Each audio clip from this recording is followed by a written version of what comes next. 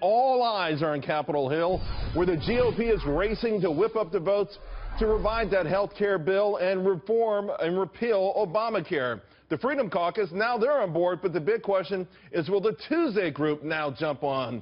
Meanwhile, lawmakers also working around the clock to avert a partial government shutdown. That's right, we're down to the wire, and it's Dems that are holding everything back. Let's bring in Congressman Louie Gohmert, a member of the Freedom Caucus. A contingency plan has been drawn up. He's here to help us break all of this down. The state will play. First of all, Representative Gohmert, let's start with the health care plan. Sure. The Freedom Caucus is on board. What did the trick?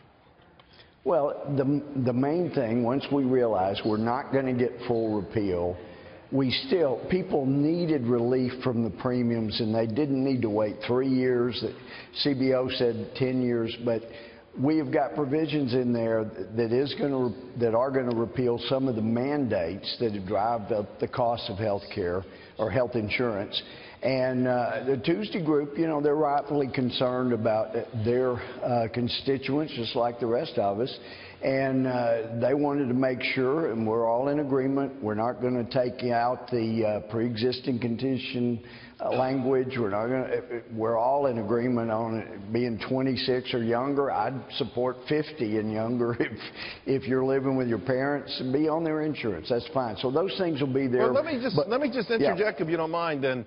Sure. The essence of younger people not being part of the system and not paying into it is what skews the ability for these things to work. True. I mean, if you have a bunch of young people who rarely get sick not paying into it, and a bunch of older folks who are paying a big amount of money, how can you stop their premiums from going up? This equation seems to be, I thought it was at the heart of your problems with this, and now it seems to be something you guys are overlooking.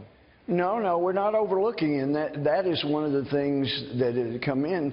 One of the amendments that's been added actually will create high-risk pools. I had a huge objection to making them federal risk pools, but we're assured they're going to be devolved back to the states in a few years. But the high-risk pools, Maine and other states have done it effectively. Let the states deal with these issues. But the high-risk pool, like with car insurance, pulls out the high-risk folks, the people that drive up the cost dramatically. It makes sure they can still get insurance, but then it brings down the cost for everybody else. So that was one of the things that had to be added, and Tom MacArthur's amendment addresses that. So that's the Palmer and Schweikert amendment. Like I say, I got a problem with it being a federal high-risk pool to start with, but this is the best we're going to get. People have got to have relief from the premiums. We're taking out a lot of the mandates. It's as much a repeal as we're going to get, not quite as much as it was 2 years ago, but Tom Price is going to be able to do some good. I just wish we were repealing the whole thing ourselves, but in the meantime, it is going to give relief from high premiums as quickly as possible. We're not going to be able to help them this year, but it should make a difference for next year. It's also given some relief to the pressure that was on the House Freedom Caucus, and you know, I know everyone goes to D.C. to work and to make legislation, but do you feel that you've let down some of your core supporters who really felt that it was critically important? In fact, we just did a Fox News poll, and 71% of our viewers or people who participated in the poll said fixing health care was the #1 most important thing you could do, even before reforming the tax system. Yeah.